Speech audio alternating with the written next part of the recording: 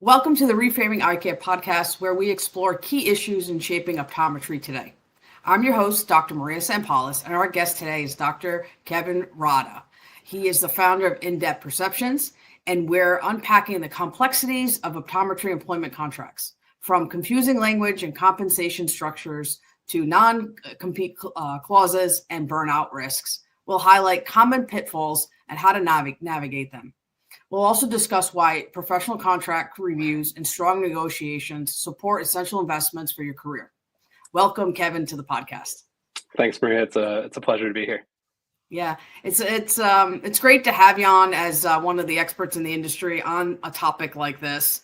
And doctors talk about it all the time. It's a big topic in the corporate optometry Facebook group, employment contracts.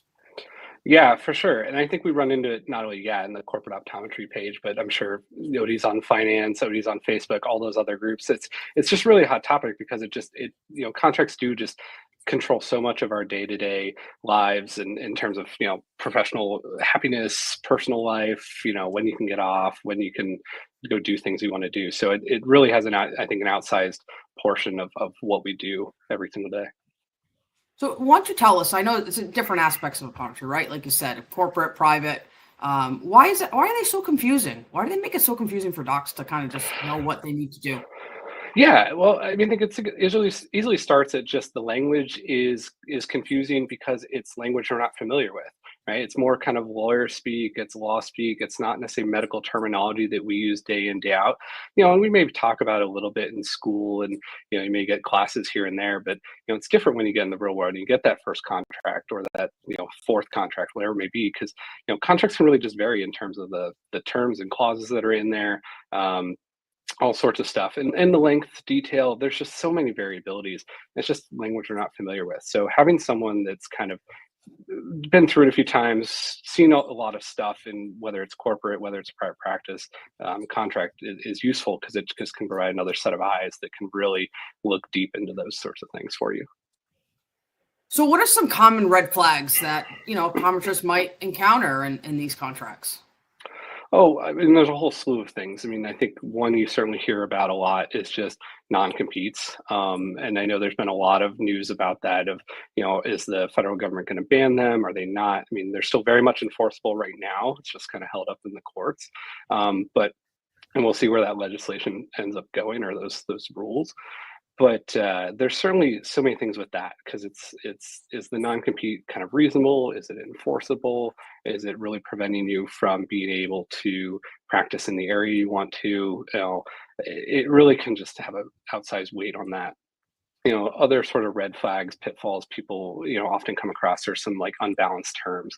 The employer is the one writing the contract, right? So they're out there really trying to defend themselves first, I think, and not always necessarily thinking about the employee side. I think back to a specific example I saw in a contract where there was the employer could end the employment within like 60 days notice or something like that. But if you read the really fine detail for the employee, they could also give 60 days, but it was only when the contract came up at the year renewal. So, right, if 6 months in you weren't happy, you were kind of stuck there for another 6 months. And that's a long time to be in something that you're not happy with. Other things too, real quick, is just that you can just have vague definitions or things aren't spelled out clearly. So there's a lot of ambiguity in the contract and, he said, she said, well, you said this, but it's not written down. So you can run into big issues there in terms of, whether it's paid time off or anything else that comes up. Yeah. How does the structured compensation, like salary versus production, impact optometrists' day-to-day decisions and motivation?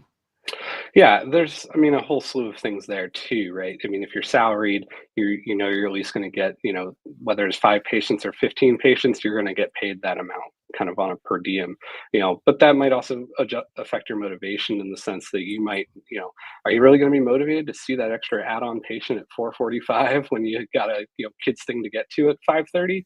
You might not. Production's kind of the opposite of that. If you're kind of in a situation where, the more patients see, the more money you make, great. But at the same time, if you're going to cram 24, 25 more patients in there, that can really lead to some burnout and just kind of resentment, anger, whatever it may be. And you just kind of aren't potentially not happy. So, you just got to watch for that pitfall. There's also Yeah. kind of the hybrid too, where you get some sort of guaranteed base, and then you kind of have production on top of that. I think the really important thing to watch with those is that if you're getting a production on top of that, is that going to be a reasonable and attainable goal? And also, is that payout going to happen in a reasonable time? Maybe quarterly or something like that, rather than having to work the whole entire year to be able to hit that mark. Yeah. What are some important, like clearly defined work expectations, like for volume and scheduling, to prevent burnout? A lot of optometrists right now are burnt out. I mean, there's shortage of optometrists, large volume, pressure to increase volume, make profit, things like that. How can they lay out these expectations, and are they enforceable as well? Like if we say you're going to see 25 day, and now the employer kind of moves it up to 28. Yeah, and I think that's where a contract can really help protect you. I mean, I've definitely seen a contract in the corporate world that kind of stipulated, seeing 3 patients an hour, right? And so if there was an issue where they started trying to do extra patients, 4 or 5, throw in a recheck or an office visit in there, you at least have some ground to go back to them and say, no, this is too much. I'm not providing good, adequate care. I'm overworked. My contract says I need to be having sort of 3 patients per hour, at a majority of the time, at least. Sure, there's things that come up. There may be an offices that you got to work in, and that's just kind of the nature of the business. But you at least can have that spelled out in a contract, and that can really be useful for you to, protect yourself. Yeah. I find that just talking to ODs over the years, to see more patients, there has to be a balance, right? They have to have technology. They have to have tech support. Is those things that have you seen those things to be able to negotiate to do that, to give adequate care to be able to be comfortable to provide that care, that high volume with technology and tech support? I know when I talked to some corporate opticals, they said it has to be a certain amount of volume there, right, in order for them to purchase equipment. Yeah, I mean, I think there certainly is. There definitely at some point come those considerations of, you got to have some level of volume to support X machine. But I would argue that in a lot of practices, especially corporate, if they're well established and have a good patient base, you've got the patient base that can support, whether it's an Optos that can make you more efficient, or just staff in general to be able to help you see more patients, to a point, right? We don't, again, want to burn ourselves out. And everyone has a different line for that. What may work for one person, is 15 a day, and other person's like, yeah, throw 25 on. That's going to vary. But there definitely is something to be said that, you can make that justification that, having the tools at your disposal to really properly take care of patients is only going to help everyone in the long run. Yeah. I know you touched on non-competes. It's a common question that comes up in a lot of different groups, right? So how can a poorly written non-complete clause affect optometrists' career mobility and personal life? Yeah, I mean, you hear about it a lot. I mean, everyone's always seems to be posting about non-competes or talking about non-competes. It's just such a hot topic at times. I think it's certainly a situation where if that non-compete is really broad, or an excessive length of time, it can certainly have an impact. I think about a contractor I saw, and a colleague of mine who has a non-compete that kind of knocks out this entire county, and it's a really broad range, and it seems like that'd probably be hard to enforce. But at the same time, they work in a unique setting, in an ophthalmology practice, and so I think one way you can kind of work your way around that, or help maybe negotiate your case a little bit, is if you're looking at an employer, maybe look at what other practices are in the area within that non-compete. Is there 10 practices in that area, or is there 50? Right, that may really change things.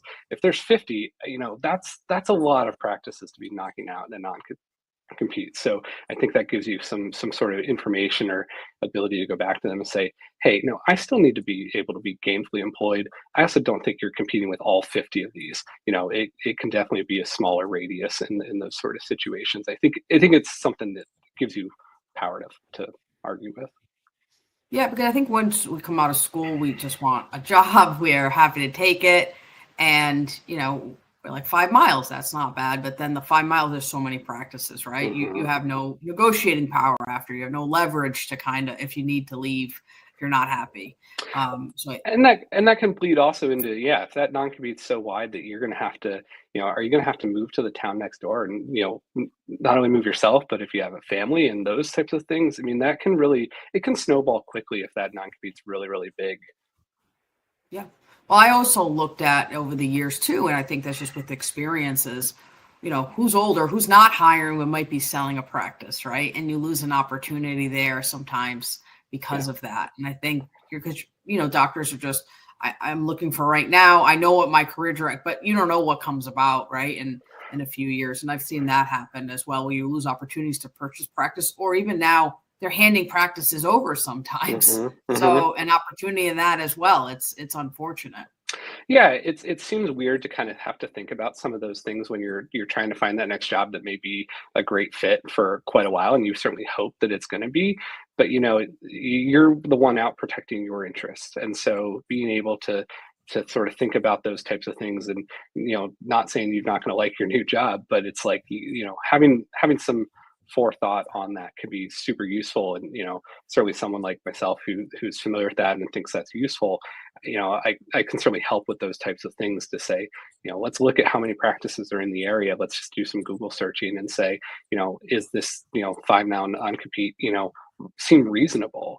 And then negotiate from there. Yeah. Let me ask you a question. So I know a lot of doctors kind of just go blindly in this, look at it, know what the terms are. A lot of them do not get, professional contract review.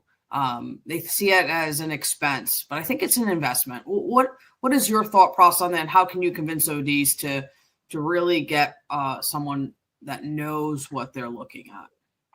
Yeah, I mean, I kind of felt the same way. I think, back to my first contract, and it was a situation where, yeah, I kind of read it and it seemed to make sense and all that. And I think then after the fact, once I learned some more, I was kind of, oh, well, that didn't really play out, or I feel like I maybe got not burned isn't maybe the right term, but just kind of like underwhelmed with kind of some of the terms that were in there. I ended up my non-compete ended up or not non-compete but notice had to be longer than I thought it was because I didn't read it closely or negotiate for it. So I think someone having some awareness of those types of things in those common areas, can be super helpful. Or even if you're reading it, it seems to make sense. Again, someone that's kind of read a lot of contracts or seen a lot of things can really act as sort of a second reader and just almost confirm your understanding of like, yeah, this makes sense. Or they maybe highlight areas that you didn't even think were really problems that could be problems because they've just know how some of those things can come into play. And so, yeah, I mean, it's certainly an investment, but I think it's a small investment when you consider, if you're able to negotiate for more time off, right? If you get an extra week of time off, that easily is going to, cover you for not only that year, but years down the road, and just potentially make you more satisfied in that position. Besides the fact that you always, can negotiate salary terms in a lot of cases. So, increasing that is only going to pay dividends years and years and years down the road. So there's a lot of that that can help. Not only too that then you also have someone in your corner. If the employer's got people on their side that's helping them come up with these sorts of things and write this and protect their interests, I would argue you want someone that's going to help and protect your interests and fight for you as well. Yeah. So what I found over the years that you can negotiate in a contract, you can change things in a contract, whether it's private or corporate. If you say it's doesn't seem fair or what the reasoning is, and if they want you, they'll change it. I've also with the radius too, you want to be able to have other offices nearby, whether it's corporate or private, to be able to see what the salary is or the new job offer is that's coming up, because you can use that as leverage to negotiate even for renewals in your practice Hmm. and things like that. I've talked to doctors. But what I've found is after a while that they'll change the contract, but then you're happy. And then when your contract's up for renewal, 2-3 years, whatever the case is, a year, the terms come back. And then you've Hmm. kind of invested as well. That's been one of the red flags that I've seen over the years. So I think, having, strategy for negotiations important. What has been, your thought process on, the role of ongoing support to help ODs with the negotiation process, because it's not just one time, it's every year, I think, right? Yeah, every year, two, whatever kind of the length of that is. And I think certainly, that ongoing support of just like someone that then is familiar with, everything that you guys did before and everything you worked on and said, you might even keep notes and have that sort of information, say, hey, we were able to get this clause written down. And so when you get that renewal, you can look at those hot spots and say, hey, did they try to slide in a change on your, non-compete radius, or did they try to change your exclusivity clause from 12 to 24 months or something like that. I mean, I think, those certainly are things we need to watch about. And so if you have that ongoing support of that sort of person that, helped the first time, they definitely, are going to be more aware and can help you again in the second time when you got to just renegotiate those types of things for sure. Yeah. So I think some of the employers now to hire ODs have say, hey, you want to come work for me? We'll work together. And then when I want to sell my practice, I'll give you my practice here. I think that's been something that, doctors have talked to me about, but hasn't been in the contract when the employment. And I've told them, I said, you have to get that in writing, right? You have to find that. You have to know what it is, have something. That has to be part of that in the contract. Like, we will review purchasing the practice in how many years? 1 year, 6 months, what the value is. And I think that needs to be part of an employment contract too, if you're looking to purchase, if that came about. If that was something that you're willing to leave your job now, maybe take less money because you're looking to buy a practice. But I find, and it happened to me too, that they say this, but it's not in a contract. So, now you kind of have more competition if the practice is large, because of private equity and things like that. Have you seen that in contracts or not in contracts? Oh, yeah, 100%. I mean, there's definitely contracts where the intention is, oh, well, we talked about ownership. I don't see it. It's kind of like your medical record. If it's not written down, it didn't happen to, any auditor. And the same is going to hold true in your contract. So yeah, if you're having some serious conversations about ownership or thinking about it, it sounds daunting to kind of have that conversation when you're just like jumping into new practice. You don't know exactly how it's going to work out or if this is going to be the right fit. But, if you don't have that written down, or just maybe don't need to flesh out all the details, but like you say, even a clause that's in there that just says, hey, we're going to review ownership at 12 months. Great. Okay. That at least gives you something that you can use and say, hey, it's 12 months. We need to talk about this because we said we were going to talk about it. And then you can kind of draft more language. But if it's not in there and you're like, well, hey, we said we were going to talk about this. It's not in there. I don't have to because it's not in there. That's correct. Or they can just say, hey, we'll read it in a year or something like that. They kind of play it off. Yeah, and I think you certainly see people post about it, unfortunately, fairly often, that they just feel like they get dragged along and dragged along and dragged along, and then all of a sudden, hey, they sold out or they're going to do something different. Well, I thought I was going to get an opportunity that you don't have right of first refusal. So there's definitely those things to watch for. That's correct. But the right of first refusal too, I think, should be a fair number too. That OD can't pay a private equity price and things like that. So, yeah. I mean, these are things that come up. They're common red flags, things like that. But I think it's having an individual professional or experience over time, right? With more experience, being out 18 years now, these are things that I had to experience that I didn't know about. But now you kind of just see right through them, right? So yeah, and I think there's a point too where there's obviously like employment attorneys who review contracts and things like that, and that can be certainly useful in specific situations. But they're going to be a generalist. They're not going to know those sorts of ins and outs that we're talking about. That says they don't necessarily know what an optometrist gets paid. They don't necessarily what a normal like PTO or is continuing education going to be covered by the practice. That's a fairly typical thing you'll find in contracts. They're not going to know some of those really optometry specific things, which is where someone like ourselves who are optometrists, we've worked in these types of things, we've come through this over all those years, we're going to be able to bring that sort of side and aspect and understand that. Perfect. Well, thank you so much for coming on the podcast. It's great information for the listeners. If anyone wants to contact you, do you have an email address that they can contact you? Yeah, absolutely. It's pretty easy. It's Kevin@indepthperceptions.com, all just one word there. And so you can certainly email me there. I'm be super responsive to that, and we'll take it from there. All right. Thank you, Kevin, for coming on the podcast. I appreciate all your Yeah. insights. I think it's very valuable. Thank you so much, Maria. This has been wonderful.